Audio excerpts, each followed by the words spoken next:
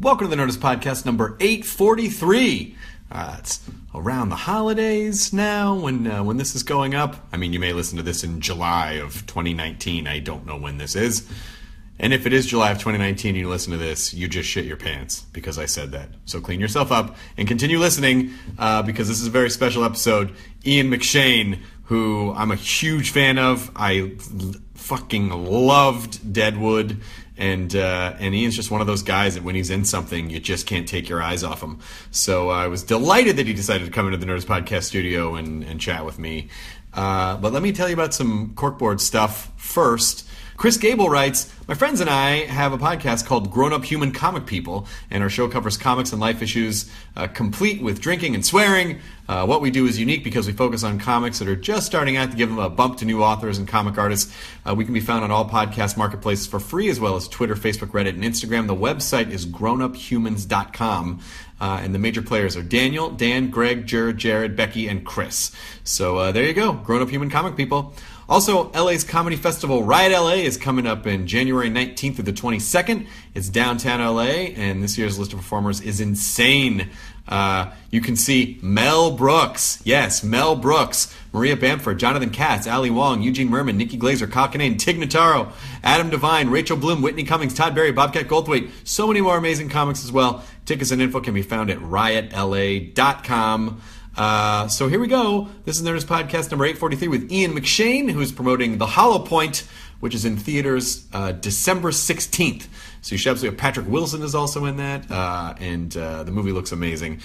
So check it out. Look at the trailer on YouTube. Go see the movie this weekend. Here's the Nerdist Podcast with Ian McShane. Katie, roll the thing. Now entering Nerdist.com.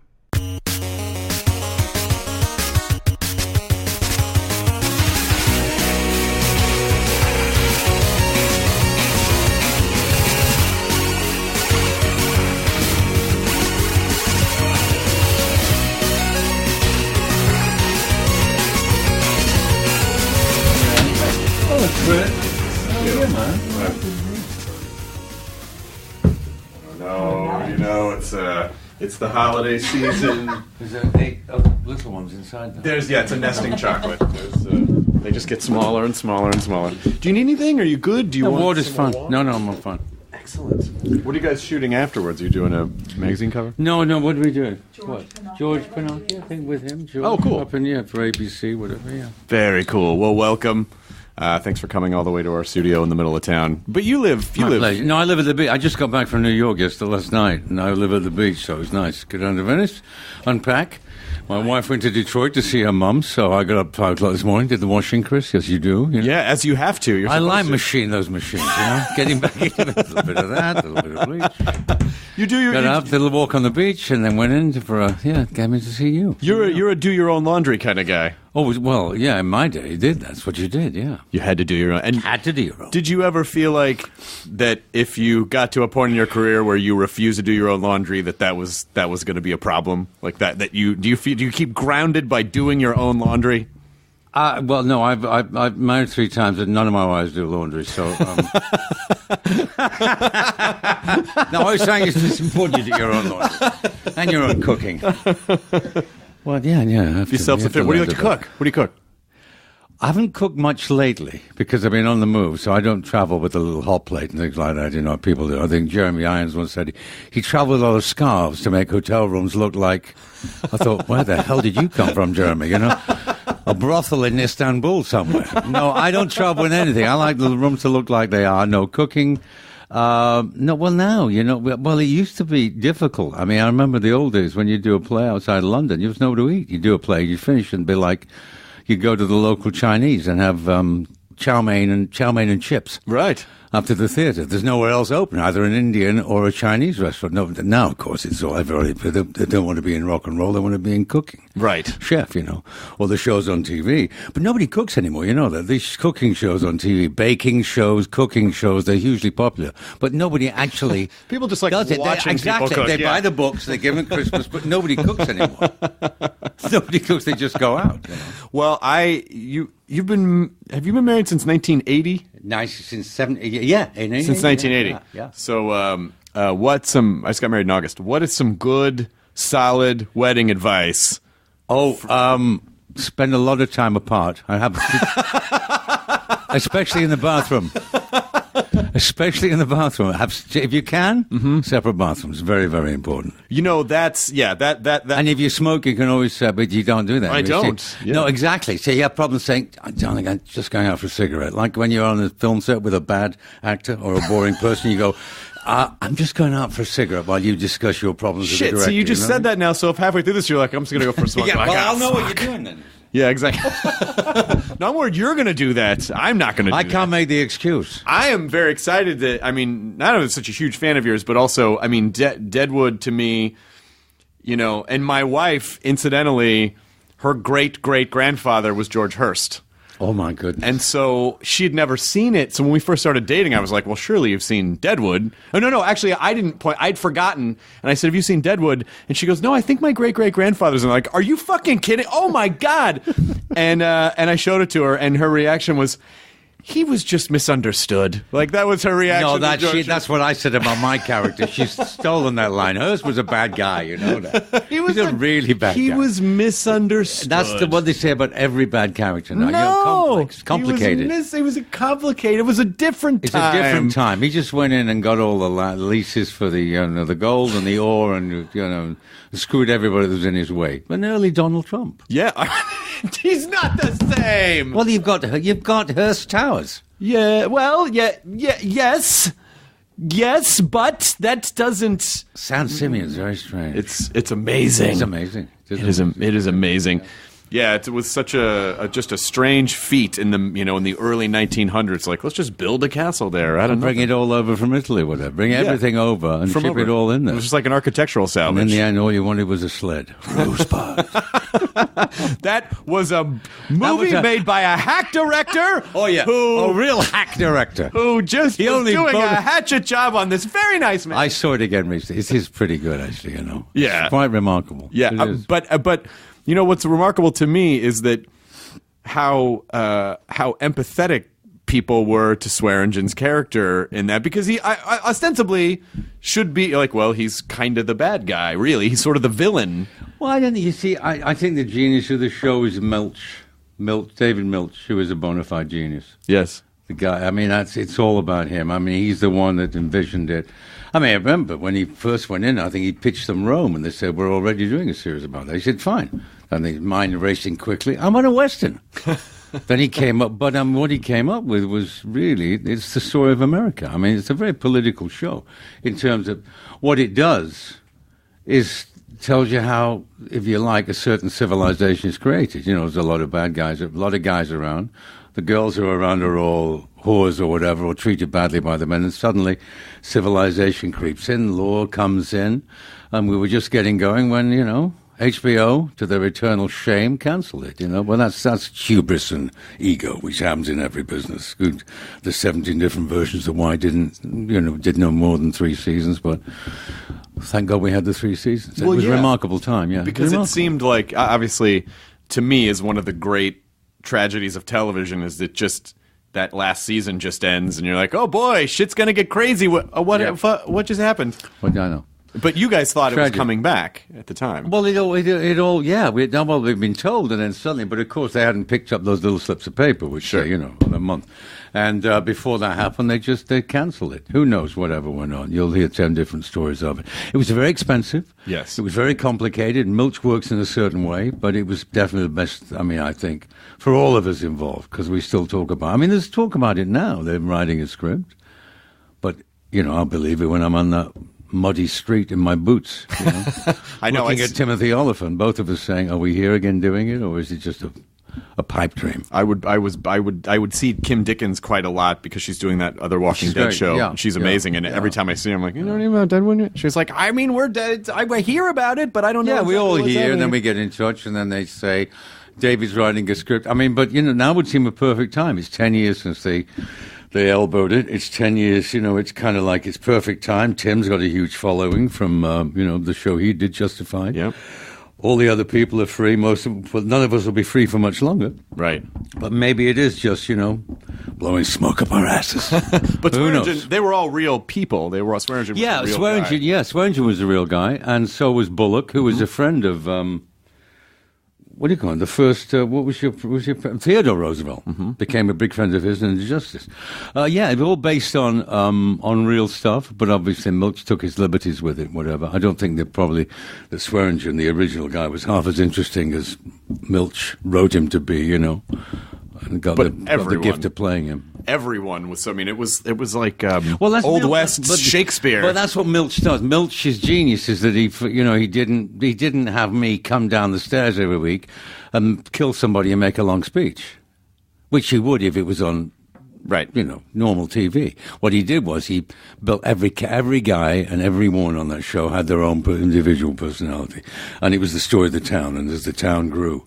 And how, Swearengen learned to live with Bullock. Bullock learned to live with him. It's like, you take care of your side of the street, I'll take care of mine. And then when Hearst came in, they both realized that's real power. Yeah. How do you deal with real power? You shut your fucking mouth until something happens. That's why it was all, you didn't have any big face-offs between Swearengen and Hearst, because what? Well, Swearengen knew it was ridiculous. He got the pleasure of killing one of his men, but that was it. Oh, and that, by the way, I'm sorry to interrupt, but that fight scene between your guy and his guy. Oh, yeah, that was phenomenal. And the genius part about it was how much it fucked him up because it's so graphic and he rips the guy's eyeball out and he, I think in most television shows, he'd write it up and be like, yeah, I just killed that guy.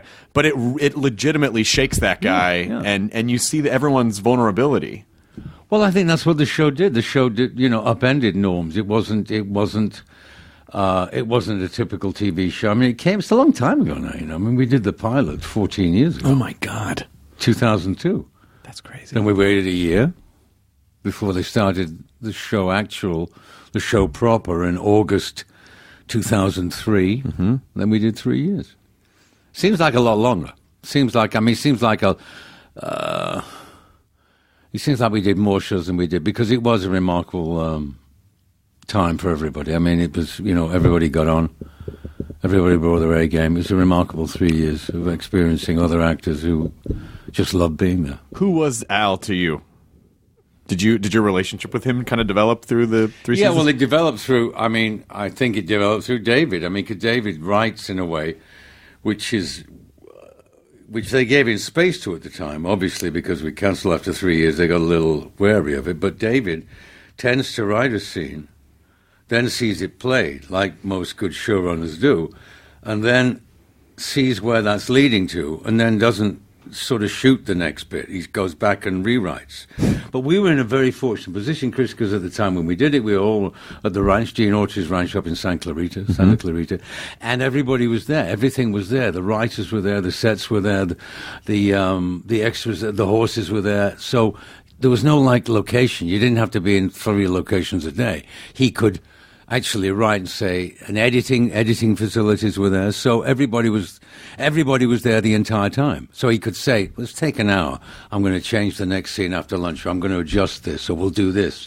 It only meant crossing the road, because we had 2 sound stages there. So it only meant moving up the street physically for a location, or moving back into a studio. So it was a most perfect way to do a show as I've ever met. Do you like doing television? Because I think, did you do Lovejoy for 9 seasons? No. I had the idea for Lovejoy. I bought the original rights to the books in 85 with a great friend of mine, Alan McEwen, Tracy Ullman's husband, Alan, who's my dear friend. And Alan and I did one series for the BBC, but it was one of the first independent shows, because we produced it. Because they said, we'll do it. And we said, no, what's the point? We'll do it. We'll produce it. But, we'll do it with you. Give us the money and we'll take care of it. And we did one season. It was very successful. And then a guy called Michael Grade came in, who was he flopped in America, but was one of those cigar-chewing, widow boys, back in England, became the BBC and said, oh yeah, this Charlotte will take over. And he'd previously had run-ins with Alan, because Alan was one of those I've known Alan. Alan was a hairdresser the first time I met him on a movie, back in If it's Tuesday, this must be Belgium. He was the hairdresser on it, but we became very good friends. He was also Elizabeth Taylor's hairdresser. Oh, my after that. God. But Alan then had always smart. He had his own shops in London, whatever, and he was a business guy, basically. And he then saw television, and he got these two writers called Ian Lafreniere and Dick Clement, who did for a great English series called Porridge, The Likely Lads. And he ran their career, and we were all great friends at the time. And when I found Lovejoy, I said, Ian, I wanted to write it. So Ian, Alan, and I went to England and wrote that. And then Michael Grade, he said to me, Alan said, do you want to do it? He said, because I'll step aside. I said, I don't want to work for fucking BBC. I said, we'll work with the BBC, but not for them. So we waited 4 years, and the guy that commissioned it, Jonathan Powell, was then made overall head, and he came to Alan and me, and we were on other projects, and said, you know, Lovejoy, said, I always loved that show. He said, would you come back and do it again? This is in 1989, and do it the same way you did before as an independent show. And we said, fine. Then we did 5 years, and we did 72 episodes, because, you know, England's famous for saying it's a marvellous show, but we only want to do 4. Right. I did never understood that concept. You know, People love it. People yes, love it. Yeah, let's do 5 then.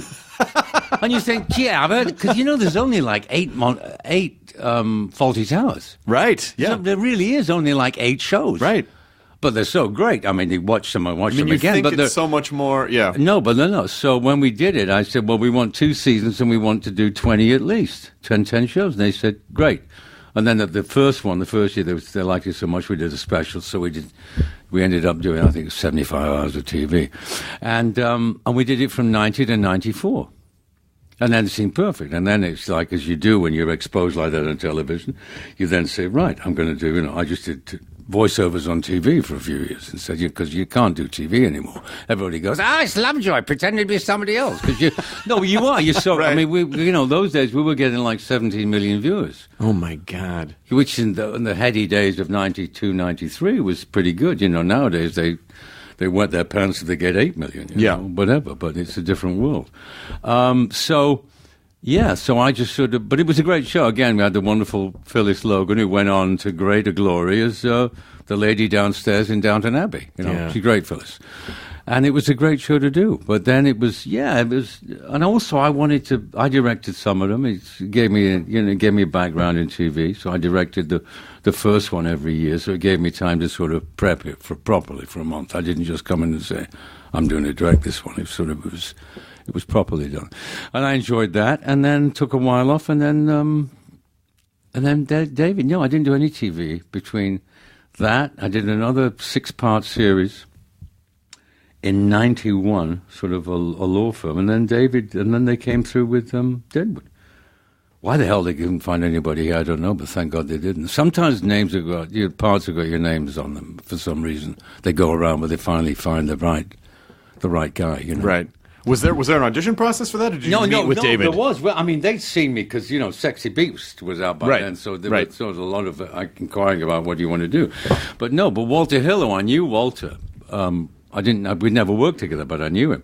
And HBO said, would you come across an audition? And I met David, and then I did an audition for them. I just went in there and, you know, talked to him and blew it out the park. What's your audition technique?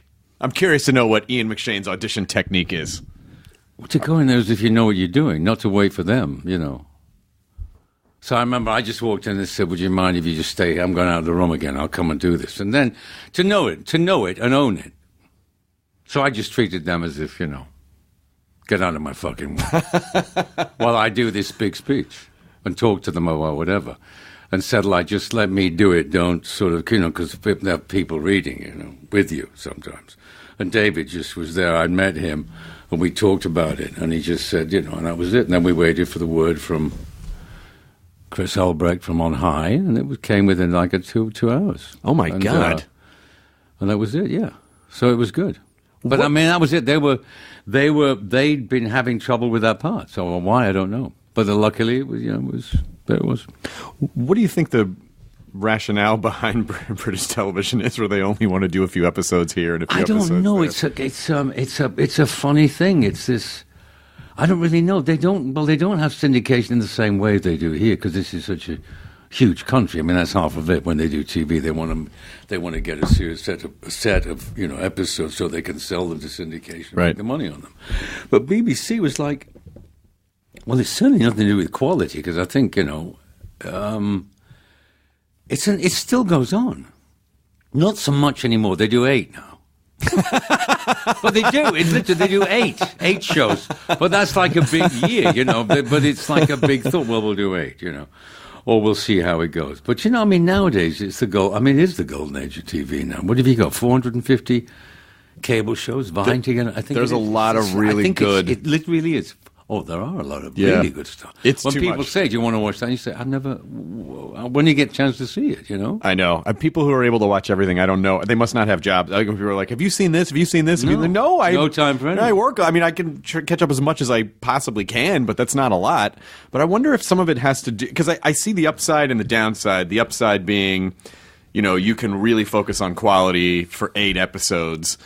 But I also feel like there are certain characters, it would have been nice to see how that developed, or it would have been nice to see where that person was in season 3. Usually feels like that's where everyone's firing on all cylinders by the 2nd or 3rd season of a show. And I wonder how many amazing British shows just didn't get that chance to really lock in, because it was just... They seem now to be more... Well, I mean, they seem now to be more on the BBC and the ITV, seem more... in the sort of regular kind of like regular TV vein. Shows like Call the Midwife, The 30s, they stick to stock things that work. Well, they do them very well, and God knows I'm not knocking them, but they do them very well. But shows like Happy Valley, did you see that? Which is a sort of a story about a distraught female detective from the north. No. It's a really good show, really interesting villain, a complicated home life for the cop, a female cop.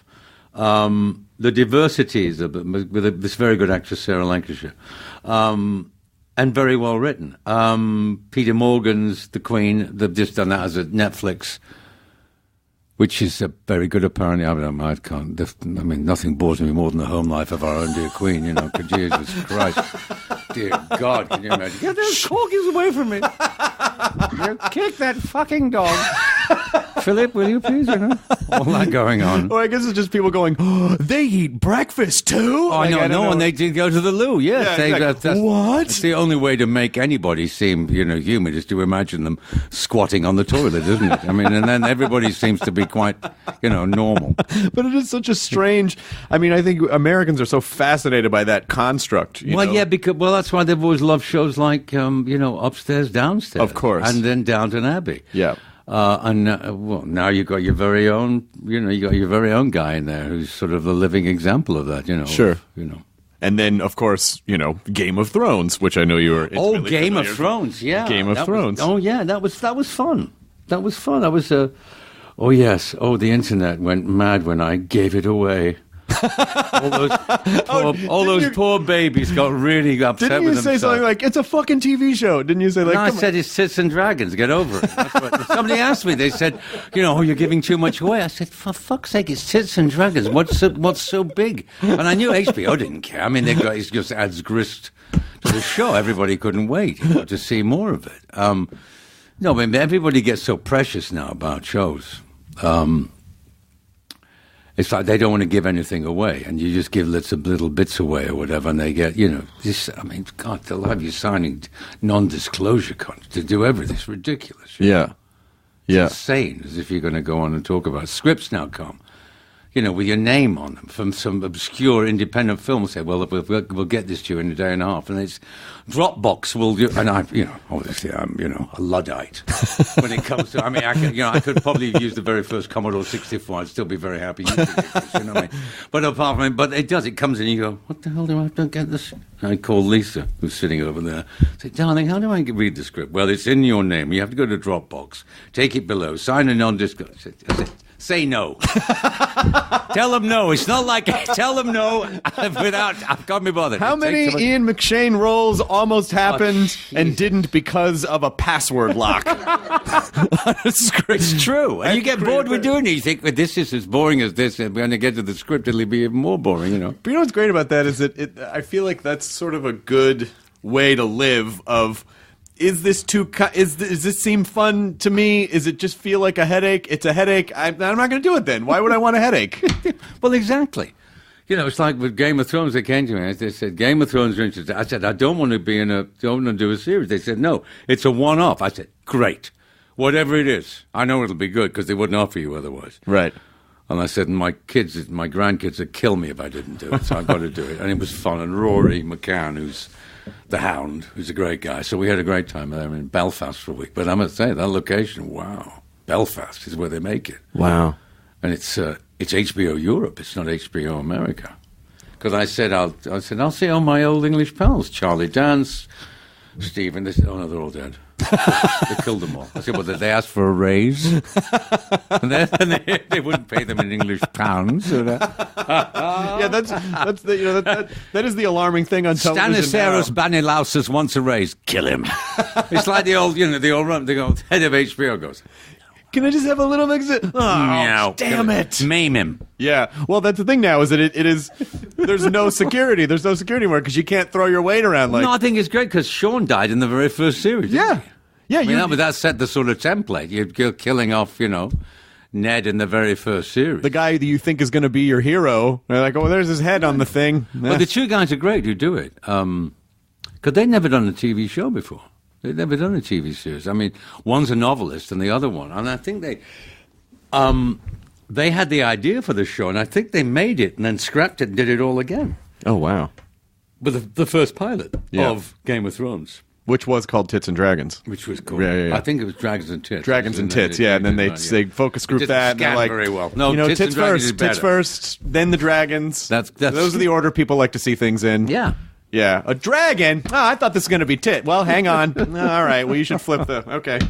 But the thing that I love about that show is just the idea that they have this wonderful mechanism in place where everyone has a goal. Like some shows, they have to develop goals throughout the series or every year they have to solve whatever their problem is, and they solve, and then they come back the next year. But Game of Thrones, everyone's trying to get to that throne. And that's it. And that drives the story from any direction, that you always have that to fall back on. And it looks pretty good. Yeah, it looks amazing. It looks amazing. And the guy, I think, is the real sort of, not create. Well, he is creative genius, yeah, because he's the guy that organizes the shooting of it. Because, they have two units constantly shooting and they go back and forth. So there's one guy, I forget his name, his producer, is an English guy, and he's the one that works out. They have one shooting either in Spain or Croatia, wherever their location is, and one shooting permanently in Belfast.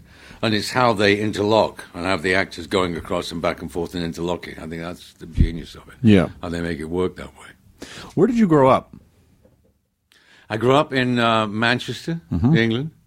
Stratford, the home of Manchester United. Yeah. Who my father played for. Yeah, I read this. It's kind of nice when I go back to school, when I go back to Manchester, because it's not Ian McShane, it's Harry's lad. Oh, that's sweet. It's great. I was there 2 weeks ago at the game at Old Trafford, so they all know me as, Harry's kid. Did you ever play? Yeah, I played, but I wasn't good enough. I mean, I played with a couple of guys who were... Yeah, when I was like 9 and 10 and played early, and I played with a couple of guys who went on to be pros. The difference at 8 and 9 at that level is enormous, And having grown up with it, my dad being a pro, when you're 9. I mean, I wasn't bad.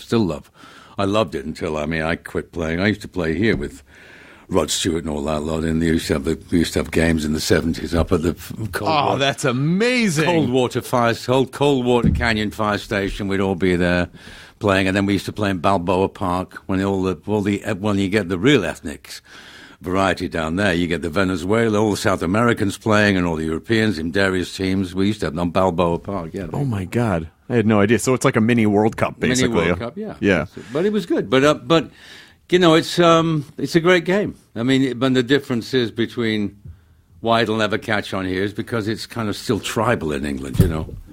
It's real tribal. I mean, it's real like every team has their own. Every town has their own football team. Right. I mean, it's not just that you have the Premier League. I mean, how many football teams do you have in this country? NFL, you don't have that many. I don't know. But the country's so vast. You've got at least 100 teams in England in four different divisions. The Premier League, the First Division, the Second Division, the Third Division, who are all supported crazily by people who live in their local towns. Oh, right. And travel up and down the country. But I mean, that's why here you don't really get people traveling away to football games, you know.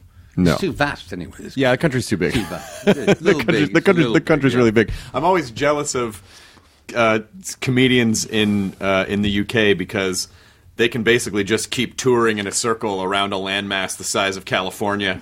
And here, when we tour here, it's like, you know, oh, you got to go to the East Coast, you know, okay, that's a whole day to get there, you know, but you just hop on a train, you could just do shows all the way around. No, they do, absolutely, and then there's an enormous appetite for it, you know. But I mean, there are those comics, you know, I love those comics who've never appeared on TV, which you have a lot of those in England, mainly before because they were too rude. Right. You know, Blue, those comics you played in working man's clubs. Or right. Now you got comics like, I mean, what is it? One of the highest paid. He doesn't do TV. Russell Peters.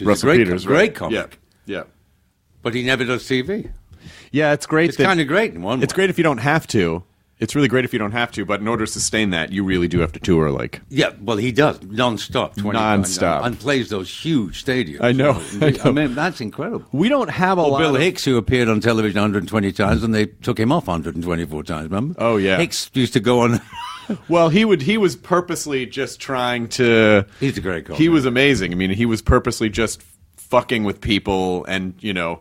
It just he was huge in England. I mean, I'm sure he was. Oh yeah, that's where. Oh, huge. That's where. There's also what's that? What's the great Rich Hall? Rich Hall. He plays there all the time. Rich, you know, he's a terrific comic, but you don't see him. I mean, they play. He's like a sort of a guest Englishman, you know. Mm-hmm. Then they do all those Edinburgh every year, Edinburgh Festival. Yeah. Where all the comics from all over the world go. Yeah, because sometimes what you know, like shows. What can happen is if you tour in the States. And you're not necessarily as well known. You play for a lot of rooms where the tickets are free, and they're just trying to get people in there to get drunk. And I think for some comedians, they just don't feel like anyone's really listening to them.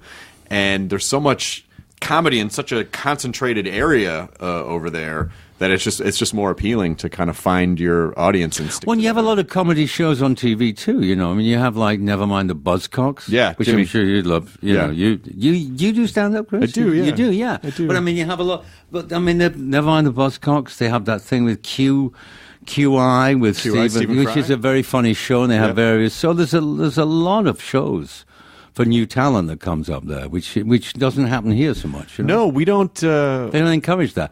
When you've got like Saturday Night Live, but that's a little. I mean, I've always yes, they come up with some good stuff, but you know, I mean, they should have retired it a long time ago. I mean, the format. No, I mean, really, right. But it's great for young people coming in, right?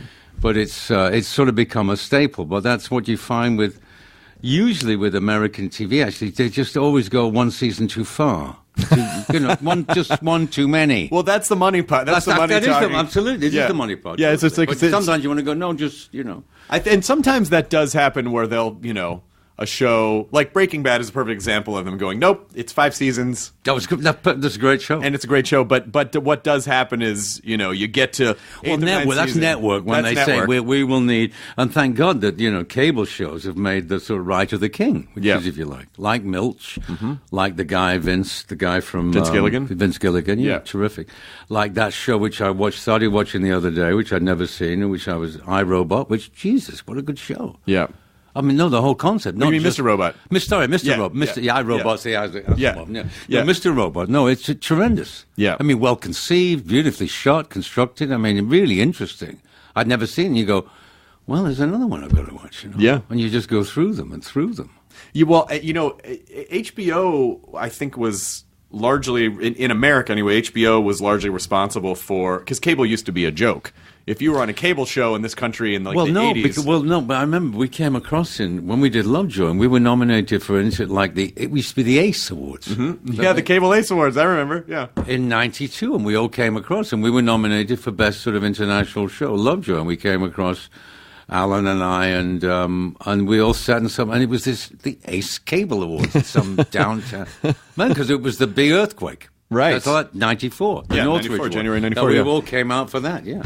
It was scary. But cable was able to say, hey, you know what, guys? We can't pay you as much money, but we'll give you the freedom. We'll give you the freedom, and it's not going to be this large committee. It'll just be a couple of us kind of making the decisions. We'll keep it simple. And, you know, And guess what happens when you let really smart, creative people carry out their vision without a million notes and too much futzing around with it? You get really good stuff. You get really, really, really good stuff. No, you really do. You really. I mean, the guy on Mr. Robot, Sam. Sam, phenomenal. I mean, he did. I mean, I was watching. I thought, I'll you want to go? I was watching. I thought, I'll watch a couple of episodes. So you're into it before you know it. You've watched, like I did with Breaking Bad, because I was never here. I was always working away. Yeah, and I remember it was 3 years. It was when we did the Hollow Point. I was waiting the Hollow Point when we was doing that. I finished it and I came back to LA. I couldn't go to England for 2 weeks. Gwen was there, and I was at the beach, and I started watching Breaking Bad. I thought, I've never seen it. Deliberately, I thought I'll save it. And I watched all 5 episodes. 5 years in like a week. Yeah. I said it was great. Yeah. I mean, that's, and now they just stream it. I mean, they didn't even have streaming then, like they do now. No. It's like when what do you call it come out next year, American Gods. I mean, that's going out Very on excited Stars. about that. Were you a fan of the book? Yeah, well, and I know Neil. You know Neil? I do Yeah, know Neil. you do? Yeah, and that's He's amazing. I mean, he's incredible. one of those guys. Incredible. He's one of those guys. I mean, when we did comedy, you don't realize he's a god to most people. Yeah. Well, I did Coraline, that movie, I know, the book. I know. The voiceover for that. But he's sort of very varied and very prolific too. Coraline's one of my favorite animated. I thought it was beautifully done, didn't you? I really thought Henry did a great job. Hodgman's in that. Like, that's such a great... Hodgman, yeah, John, yeah. He was very funny. It's such a great... It's just such a beautiful little movie. Such a beautiful movie. And he used 3D beautifully. Gorgeous. That's the art of doing 3D, As opposed to when we did Pirates of the Caribbean, when... the cameraman, I loved it, Darish Wolski, who hated it, say, okay, get the fucking red box out, Okay, put the sword out. And they really hate doing 3D, It's for the sake of it. Get the fucking shot for the fucking red box. Get the sword going to the audience like that. But, Henry in Coraline had thought about it, all the flowers, Yes. the occasion, so you have that whole concept. But most people just like saying, oh, now's when we all go, in the audience, and the audience goes, "Whoa!" and rolls back. But nobody really gives a fuck. Never seen anyone do that in a 3D audience ever. There's a sword coming into the... No, it's okay. It's pretend. It's 3D. Yeah, these glasses, what did I... I mean, it's such a strange... But when we did that was it. When we did the premiere in the Cannes Festival. And the audience, when you will not in French, well, put on your 3D glasses. You imagine all those friends told to wear glasses, told to do anything, and then they were like, I refuse to. This movie is blurry. Yeah, you got to put the glasses on. You cannot tell me. It's one of those. Just one of those. Another one done in like 143 seconds. Whatever. Billy Lynn's full-time walk. What is it? What has he done that in? 17,000 frames? Is that why the Star Wars movie didn't look good? What was all that? Remember they did? Well, were they overshoot whatever, or it's only seen in IMAX, whatever? I don't know, but sometimes, when the movies are too 3D or too immersive, I just get motion sick. Well, I think it happens a lot. I mean, I remember when we were doing Hollow Point, and I went for a Sunday. We had a Sunday off, and I went to the local... Sort of, went to, as you do on Sundays in Middle America, you go to the mall. Right. Or you go picture you going to a mall in the middle of America, putting on your ice skates. You go to the mall and you look at this. And going to Hot Topic and, buying some pop culture T-shirts. Or as Murray Roman used to say, you go to the library, you look at the book, and it says... He came. They saw he was Jewish, and they killed him. That's the end of the. Then you go to the movies.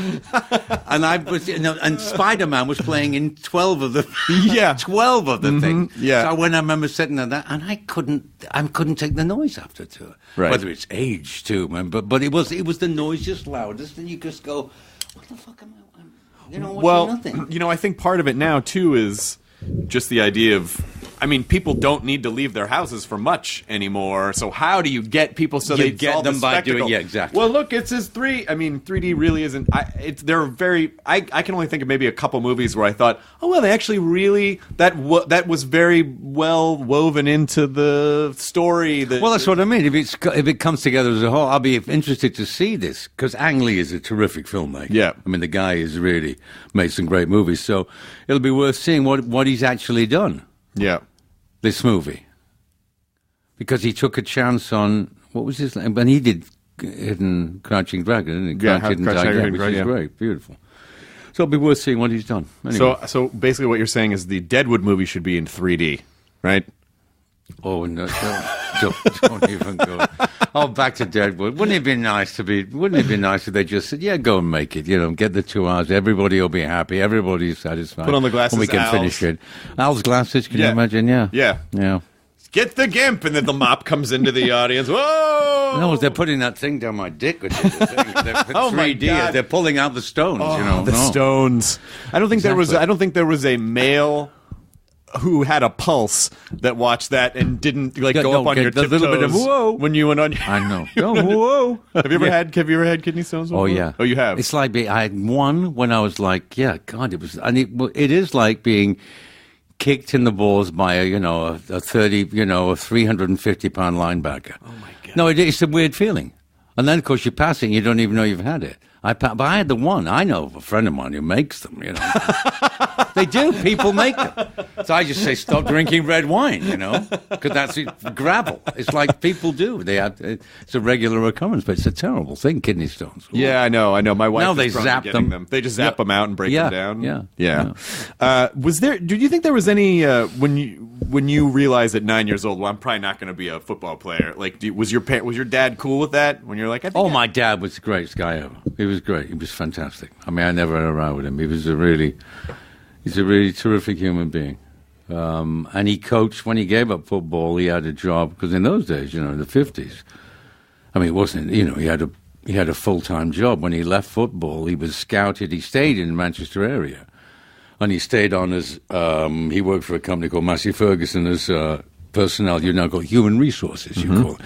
And he stayed at United training, and he used to train, he used to go coach kids in school, soccer. Yeah. So, but my dad was kind of forceful guy. No, he wasn't like, you have to do this. And he knew he wasn't going to push me into something that I was. And if you're not as good as your dad, and my dad was a pro, I mean, you're not going to, I don't think talent is genetic, in those forms. Some of it is. It can be physically sometimes, but I don't think acting doesn't run in our family. My mother's not, my father.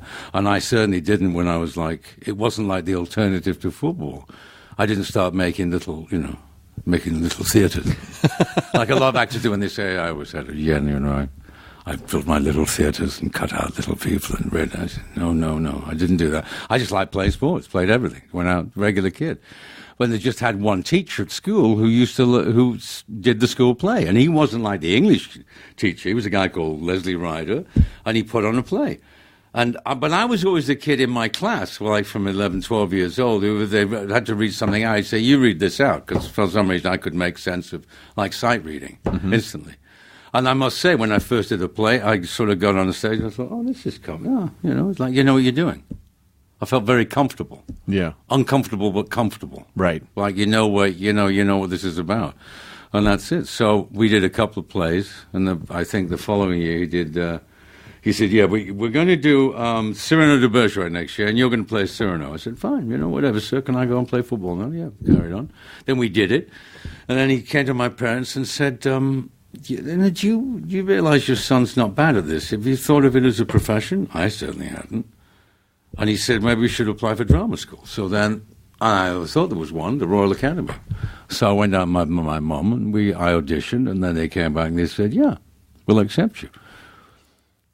So I went back the following year, and I was there for a year and a half, and then my best friend at drama school was Johnny Hurt, who was a term ahead of me, John. And John was leaving to do this movie called The Wild and the Willing, and they couldn't find a lead, which was a 19-year-old stroppy sort of university kid from the north. So he said, I think you could play this. And the same agent who had him said yes. So I went out on a Green Line bus. Very romantic in those days. You go to, coming to a studio here. And they said, yeah, we'd love to. I met them, and they said, we'd love to audition you. Can you get yourself out to Pinewood? Didn't offer me a car. Got on a bus, and I came back, and we did the audition with an actress who was in the film called Virginia Maskell, who was a big star at the time. Lovely woman. Went back to drama school in the afternoon, said I'd been to the dentist, lied. Nice. And the following day they phoned up and said, you got the part. So I had to go to my teacher and say, sir, I lied. I didn't go to the dentist. I went to do a film test. And he said, well, we might not give you certificate that says you can act. I mean, have you ever had a certificate that says you can act? How about a check? No, I've had a check. That's exactly. kind of a certificate. I'm going to get a check, sir. Thank Yeah. you. So that was it. And I went off, and that was what? My goodness, that was 1962. Oh, wow. And since then, so we've been doing it since then. When Jeremy Irons was on just a few weeks ago, actually, and he told the story about John Hurt, that John Hurt would fuck with young actors by making them very aware of their whatever their tool sets were. Like, I love the way you do this with your voice, to just like make them so aware that it kind of like, I think that sounds like a Jeremy story to me. Is that? Yeah. Does he like to tell? I think it's Jeremy that does that rather than John. And he just puts it off on While other he's people. putting scarves around the room. Yeah. I did notice the room got a lot scarfier. Very scarfy. Yeah, Jeremy. Yeah. Where did all these scarves come? Like I turned around for a second and it just draped like, everywhere. it was just like a rainstorm of scarves. No, John's great. Johnny and I have been friends forever. I mean, it was very funny because he got his knighthood last year. He did. Yes. Sir John. So They finally got that. Do you have to tease him about? Do you tease him about that, or is it? Fuck me, of course you do. Gee, God, I mean, can you imagine? I said, now you're now Sir John Hurt, along with all those other sirs like Sir Patrick Stewart, yes, Sir Lenny Henry. Fuck me, what exalted company you're in now, darling. Yeah. No, it is one of those funny things, when knighthoods mean. No, the funny thing is, my agent said to me, we had the same agent, Jonah, who's a well-known English character, who said. Darling, I think we may try to push for a knighthood. I said, come on, I'm not the kind of guy. He said, well, you do get a little bit more money, not much, but a little bit more. There's a sir in front of you. It just gets a little bit. Just a little bit But more. do you get anything else? Do you get special privileges anywhere? No, do you get to go to some kind of stonecutters meeting? Or what do you get? No. No, it's nothing like that. But of Hilarious. course, if England is ever attacked by a dragon, you are all called to arms. I'll put the tits on and I'll be there. Would you want that? I mean, do you know? Is that? Are you going to be knighted at some point? No, I don't think I'm the kind of guy. I'm not that kind of person. I don't fit into that sort of area. And no, it doesn't appeal to me. I'd say no. Sir Ian is applying the stain stick to his laundry. Sir Ian. Well, Sir Ian, they got Sir McKellen, He's not called Sir Ian. Oh, that's Sir Ian. Yeah, the other Sir Ian. Serena. Yeah. Sir Ian. There's another. There is another Sir Ian already. There's loads. It's a weird thing. Some Johnny treated it like it's funny. I mean, Johnny Hurt was just. It was kind of like his due. He's been around a long time, like me. But people like Ben Kingsley, who insists on being called Sir, which is a bit of an odd one, As somebody once said, there's a great story from a great comic called English comic called Kenny Lynch, who once played golf and it was Sean Connery, who's an old friend of mine. Sean and the King Constantine of Greece. Mm-hmm. And they were playing golf at Wentworth, the famous story. And before they started, Kenny said, who's a very funny guy, said, well, so what should I call you? Your Highness, your King? And he said, this is the exiled King of Greece at the time. Yes, call me King. And Kenny, quick as a flash, said, well, I'll tell you what, if the game comes down to a 4-foot putt on the last hole, I'll call you a lucky cunt like I call everybody else. How's that? Your Majesty? No. So it's... Well, I mean, honestly, can you imagine? Yeah, call me King. King? Yes. Sounds like a dog. Come over here, King. King. Grover, get over here. Sit. No, it's a very big... Don't forget, there's a lot of stuff in England about, there is a lot of... my mother, I'm sure, would love me. She'd love it if it was a Sir. She'd love it if they said, arise, Well, the people go, oh, Mr. McShane, it's still Mr. not Sir. But she'd love it. But I'm not sure. It just doesn't sit well with me. It just doesn't sit well with a lot. I mean, Finney turned it down. I think Albert turned it down 3 or 4 times. Lots of people have.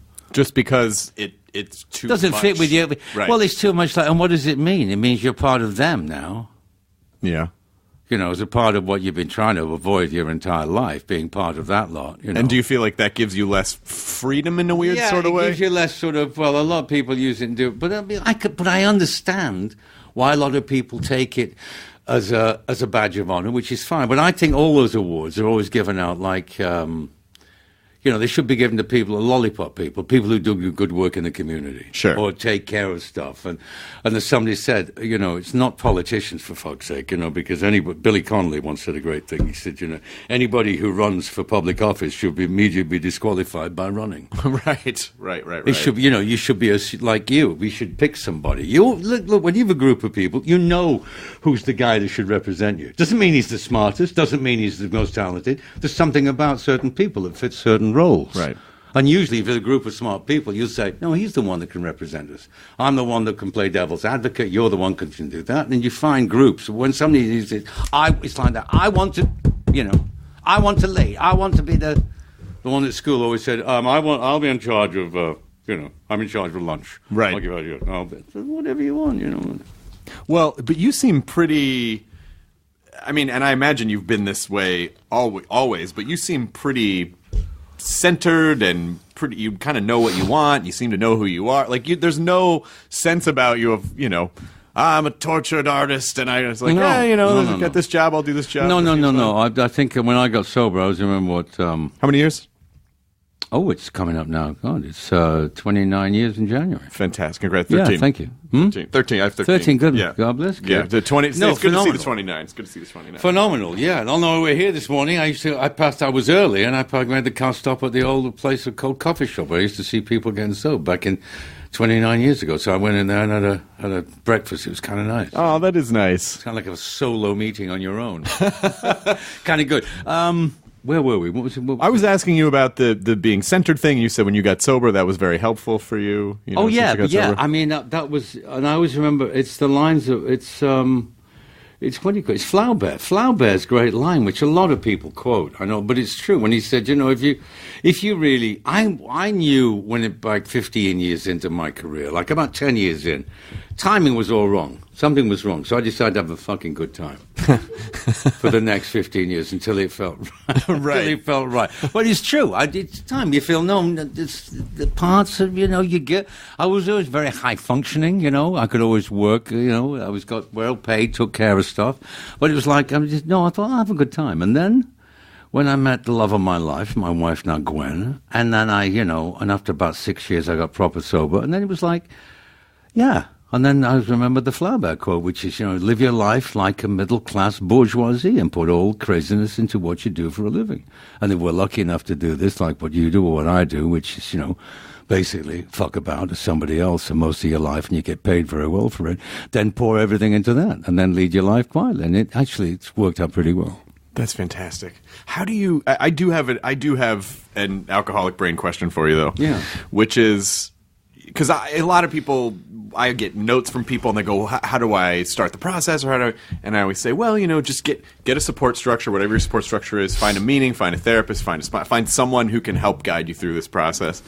But it didn't occur to me until about 12 years in that, of course, stopping the thing doesn't just solve the problem. It just sort of clears the table so that you can start to figure out what the problem is.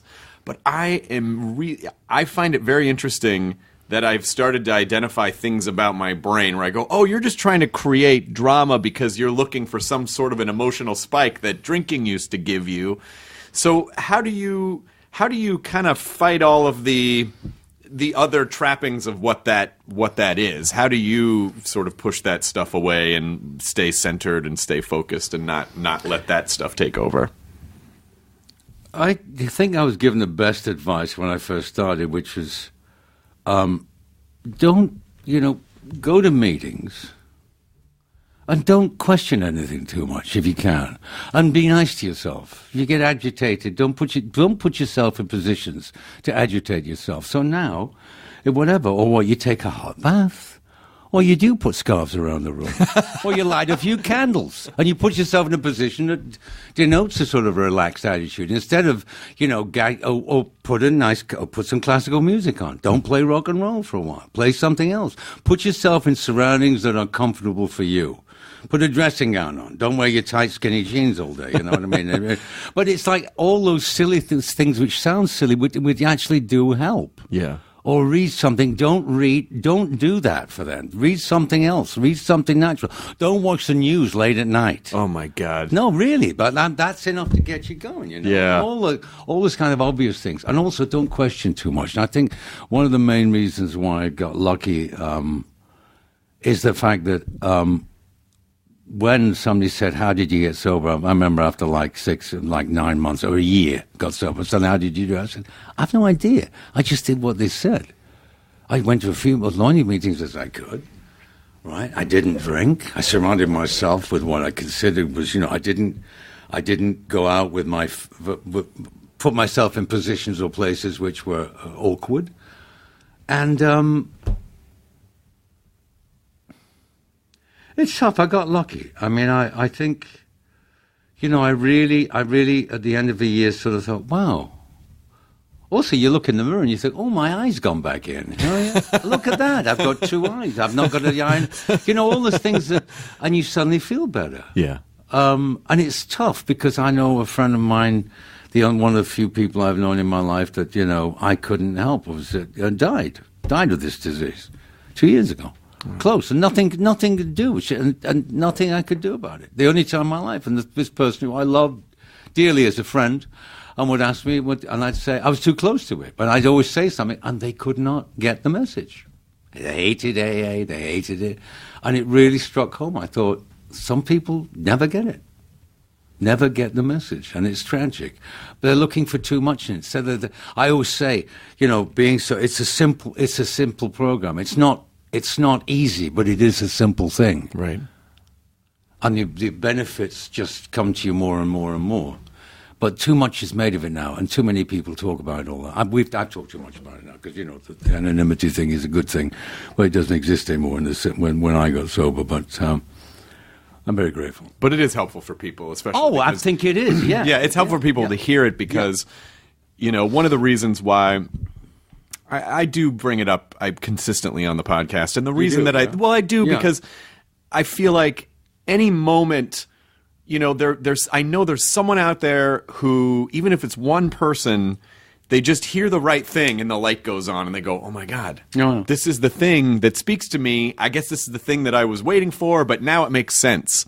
And now I'm going to do something about it. And so, I probably talk about it too much, but I just feel like it's helpful for people to hear everyone's path or everyone's relationship to it because I know that there's a percentage of people who go, oh my God, Ian said this or Chris said this and that spoke to me. And so then I changed, then I was able to take those steps. So that's why I bring it up. It's not to be disrespectful or try to, no. I gotcha, I'm talking up, it's really just for people that I know, need help. What'd you say? Oh, no.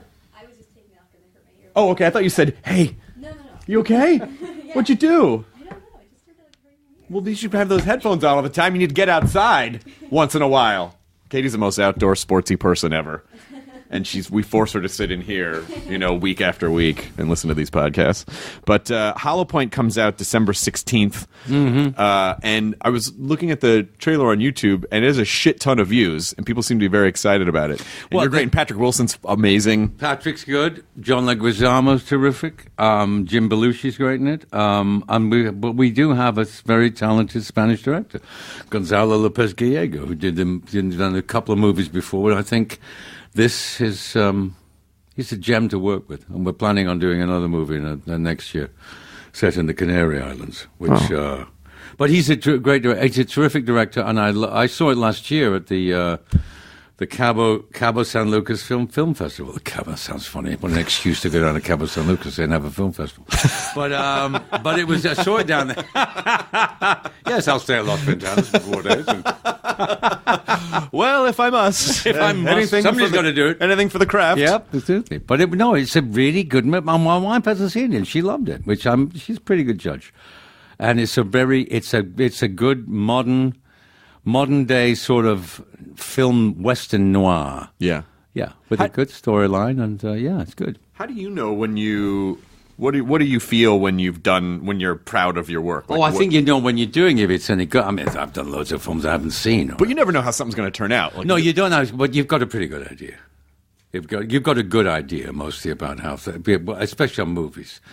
TV shows not so much because they're complicated. I mean, American Gods is a complicated thing because we've got a lot of there's a lot of special effects in it, Chris, which they're doing now, and there's a lot of there's animation in it and the special effects, and it sounds like a great idea. It's difficult because you're creating like anything with these kind of shows, which are futuristic, come under that fabulist fantasy kind of heading. You don't want them to be too twee. You don't want them to be too, it's set in the present day.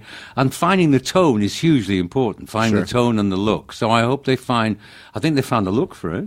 Mm-hmm. And the tone will be whatever. I mean, there's 8 episodes, and they're very varied, they're very different. Ricky Whittle's great, the kid who plays Shadow Moon. He's a terrific kid to work with. We have a good rapport. And very good, terrific showrunners who I've worked with before, Michael Green. I did Kings with him. Oh, okay. Well, Kings is a classic example of one of those shows that, a network says, we want to do a cable show. Then you do one for them, and they go, you can't say that. I can't do this. And they say, we're putting you out a Saturday night at 10 o'clock. And you say, thank you very much. The death knell for any drama. Saturday night at 10 o'clock. People GNBC, love thank you. Staying home on the weekends to watch wait to see it. Complicated dramas. They love it. They love it. Do you want to go out, or should we stay in? Let's stay home and watch that new, what's it called? Yeah. Kings.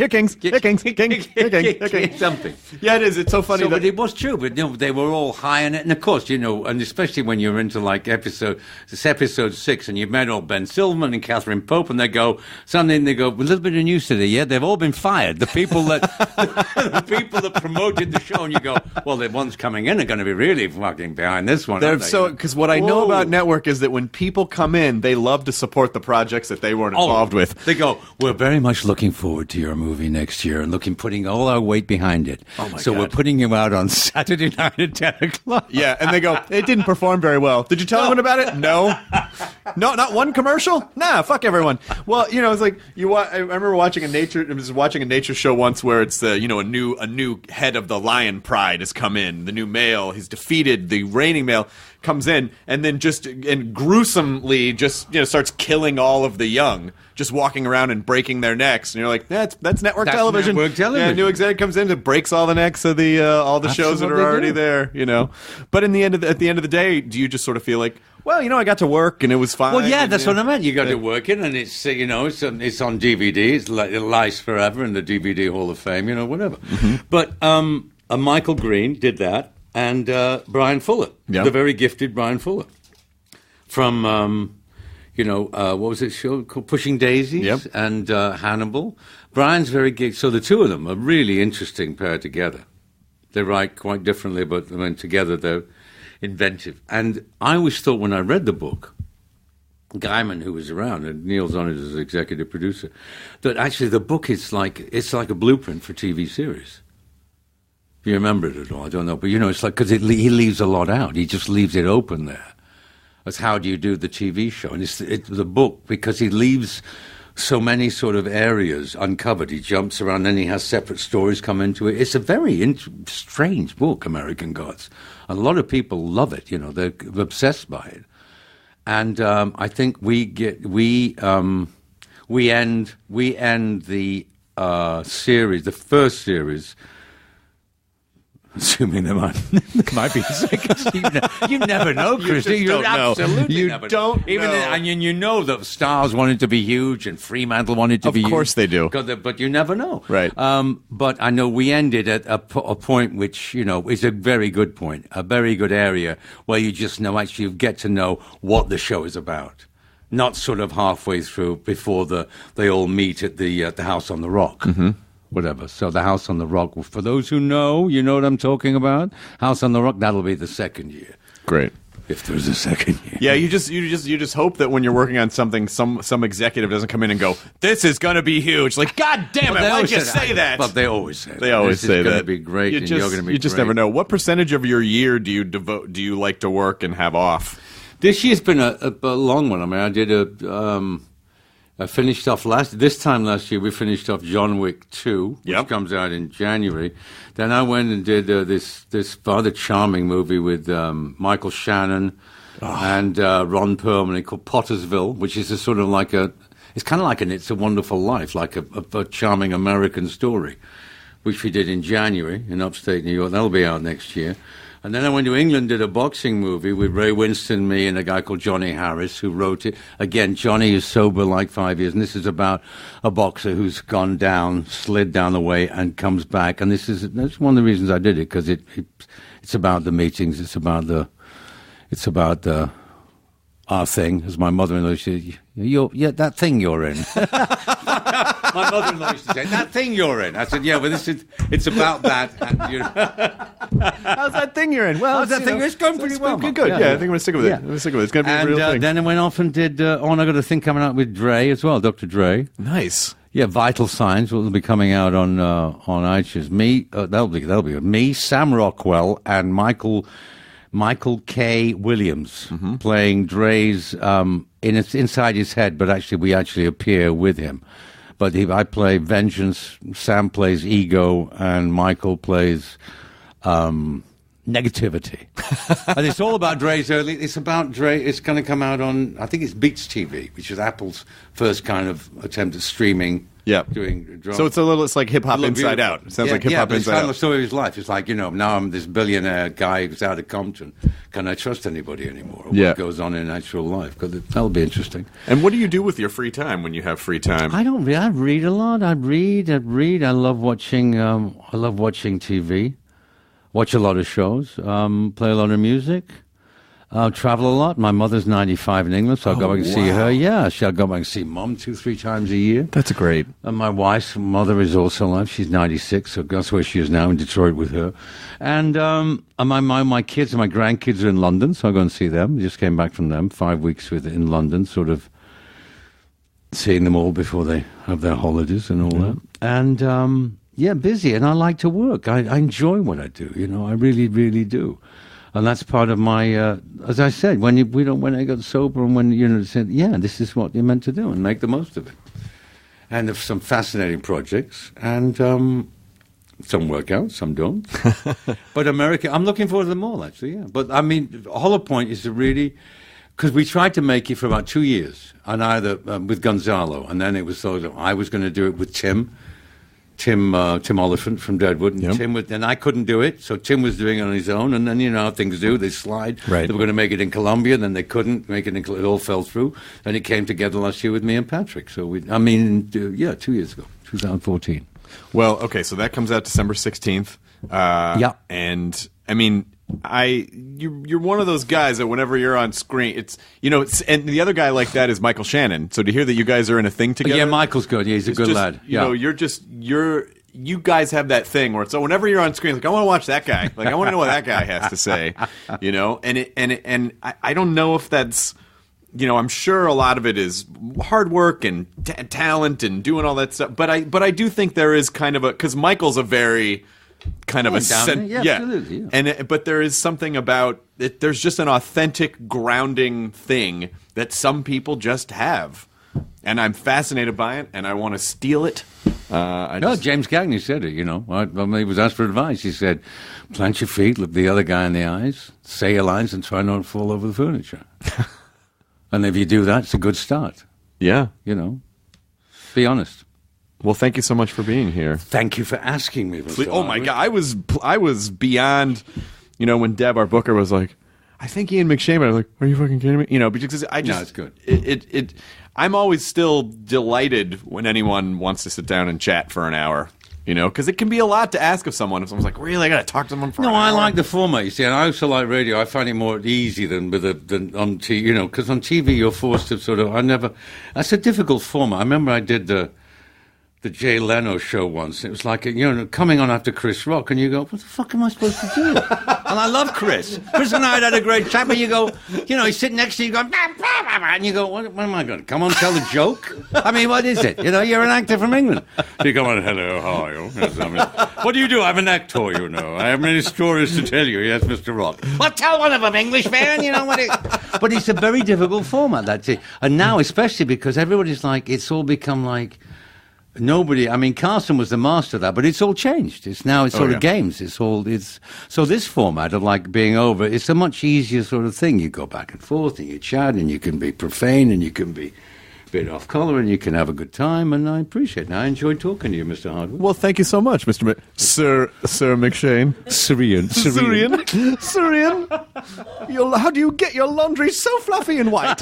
Syrian. Clorox. Oh, delightful. I must write that down. And Downey. Clorox and Downey. Clorox and Downey. Ian McShane, thank you so much for being here. Would you mind taking us out in classic Al Swearengen style, please? Hey, enjoy your fucking burrito, you nerdy cocksuckers. Now leaving Nerdist.com. Enjoy your burrito.